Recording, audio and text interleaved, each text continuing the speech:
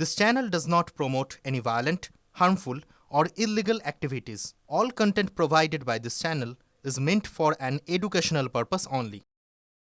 সব ধর্মের কিছু গদ্দার থাকে, কিছু কুলাঙ্গার থাকে, যারা বিজেপির টাকা খেয়ে মিথ্যে প্রচার করে, ভেতরে ভেতরে যোগাযোগ রাখবে আমাদের কারো কারো সাথে, সাম্প্রদায়িকতা করবার জন্য টাকা দিয়ে ফান্ডিং করবে আর তৃণমূলকে দোষ দেবে।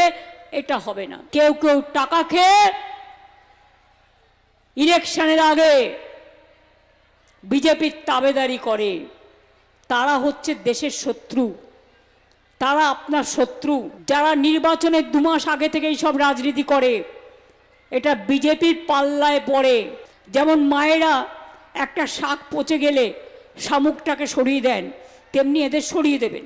এসব দেখবেন না, এসব দেখলে মাথা খারাপ হবে, নেগেটিভ চিন্তাধারা হবে, সবসময় পজিটিভ হতে হবে।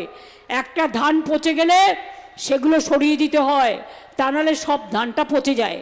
কাজেই কিছু পোকামাকড় উড়ে আসে, তারাও তো প্রকৃতির জীব, পোকামাকড় আসলে আমরা সরিয়ে দিই।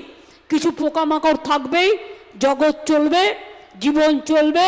আপনাদের মধ্যে বিভ্রান্তি করার সৃষ্টি করা হচ্ছে, বিশেষ করে সংখ্যালঘু সম্প্রদায়ের মধ্যে।